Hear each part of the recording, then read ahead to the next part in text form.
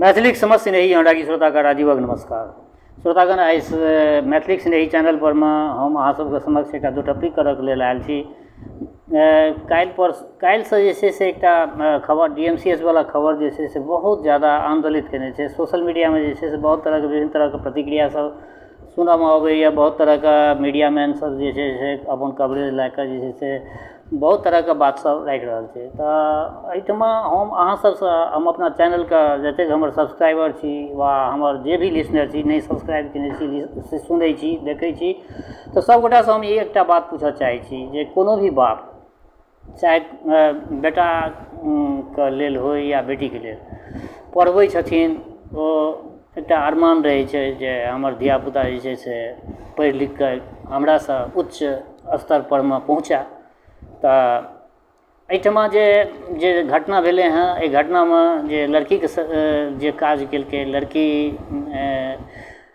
के पापा जे भी काज केलखिन हँ एहि दरमियानमे, तऽ हमरा कहैके मतलब ई जे सबगोटा एहिपर में आत्ममंथन ई करियौ जे लड़की के पढ़ऽके लेल ओ लड़कीके पापा जे छै से अपन सर्वस्व ओ बेचारे जे छै से त्याग कऽ देने छलखिन। ओ सुनबामे आयल हँ जे अपन जमीन तक बेच देने रहथिन, ओकरा डॉक्टर बनबऽ चाहै छलखिन, परंतु ओ लड़की एहन कृतज्ञ निकललै जे बिना कोनो परमिशनके न मायके पूछलकै, न बापके पूछलकै, न कोनो सगा सम्बन्धीके पूछलकै, आ ओ बिना पूछने जे छै से अपना मनसँ ओ अंतर्जातीय विवाह कऽ लेलकै। तऽ हम एकटा बात पूछै छी जे ओ जे भी काज केलकै कि ई समाज हितमे नीक बात भेलै? एहिसँ की मैसेज जेतै? ओकरासँ जे छोट बहिन हेतै, ओहि लड़कीसँ जे छोट बहिन हेतै, ओकरा परमे की एकर असर हेतै? तऽ हम आइ जे ई छोट छीन वीडियो हम बना रहल छी, बहुत छोट वीडियो हमरा राखक अछि। हम सिर्फ दो टप्पी करक लेल अहाँ सबके समक्ष एलहुँ हँ जे हमरो चैनल पर में जे छै से बड़ा प्रबुद्ध श्रोता सब छथि, विभिन्न तरहके प्रतिक्रिया सब अबैत रहैया। तऽ विचार भेल जे हम अपना श्रोतागणके समक्ष ई बात राखी जे कोनो भी संतान, चाहे वो बेटा हुए या बेटी, माय बाप जे पढ़बै छै, माय बापके धियापुताके पढ़बऽके लेल कतेक ज़्यादा तपस्या करऽ पड़ै छै जे माय बाप पढ़बै छै वएह टा बुझि सकैए। आ ओहि कंडीशनमे यदि कोनो बेटा या बेटी एहन तरहके जे अगर स्टेप लै छै, तऽ ई स्टेप जे हमरा ख्यालसँ ई तऽ बड़ा कृतज्ञता भेलै, एना तऽ नहि हेबाक चाही।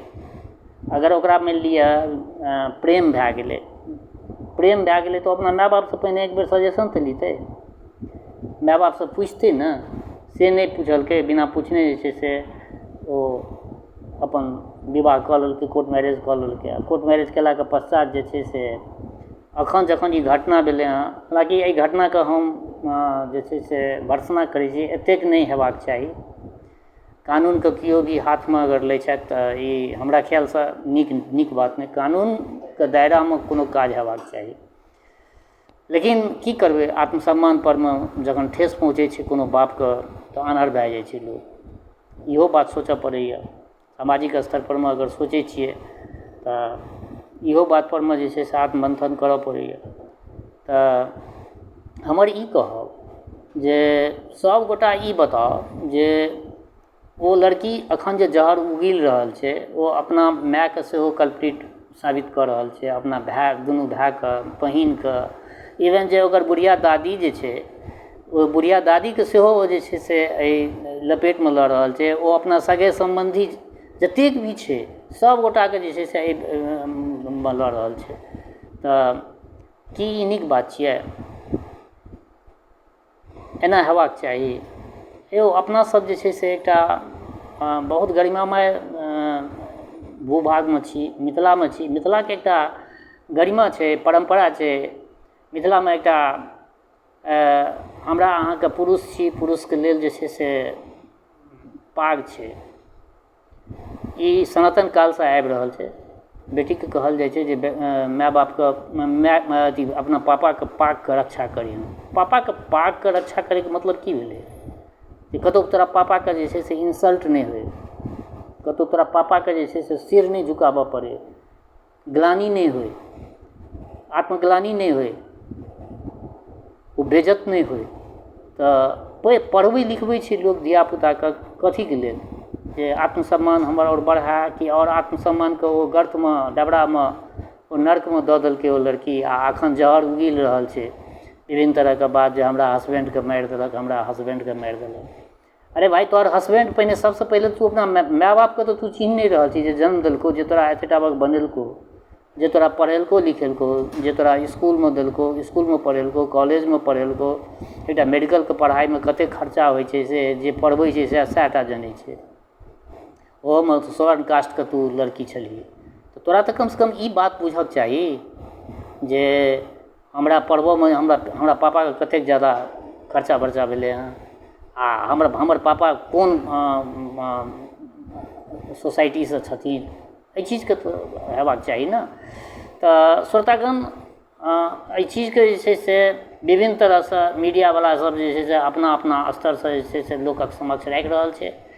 सबके जे छै से अपन अपन प्रतिक्रिया हमसब देखै छियै, सुनै छियै, मूक भेल छी, बड़ा स्तब्ध छी जे एहन तरहके जे छै से घटनाक्रम सब किया भए रहल छै मिथिलामे।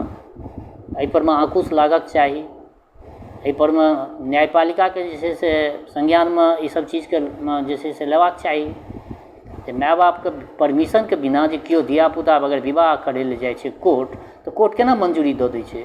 कोर्टके चाही जे नहि, आ बालिग छै तकर मतलब की? ओ बालिग छै तकर मतलब कि ओ आगि लगबऽ चाहतै दुनियामे तऽ आगि लगबऽ देतै कोर्ट ओकरा? ई देखियौ, अखनो भारत छियै, भारतीय संस्कृतिके अखनो जे छै से बुझबाक छै न्यायपालिकाके।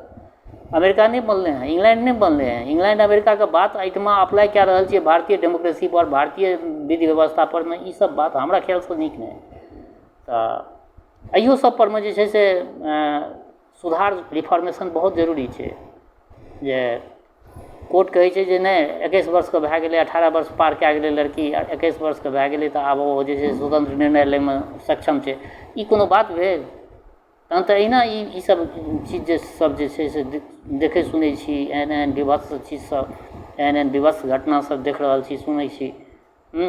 आ सुनलाके पश्चात जे छै से लोकके जे छै से आर दिमागमे जे छै से विभिन्न तरहके ई सब जे प्रतिक्रिया सब जे पढ़ै छी फेसबुक सब परमे, तऽ ओ पढ़लाके बाद जे छै से आओर उदासीनता लोकके मोनमे अबै छै।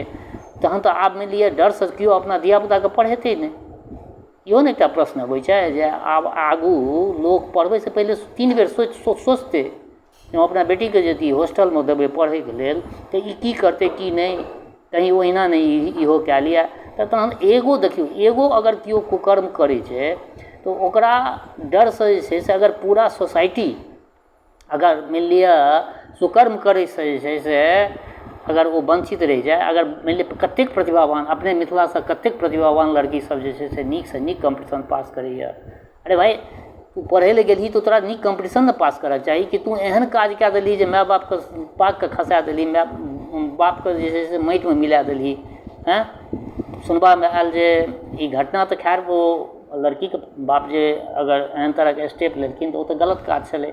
तत्पश्चात जे छै से हुनका खूब बढ़िआँसँ पिटाइयो भेलै, आ नाजुक स्थितिमे हुनका जे छै से हॉस्पिटलमे भर्ती केने छनि। तऽ हम इएह कहब जे सबगोटा आत्मचिन्तन करियौ, आ बेटी अगर पढ़ैए तऽ बेटी परमे बढ़िआँसँ निगरानी करियौ।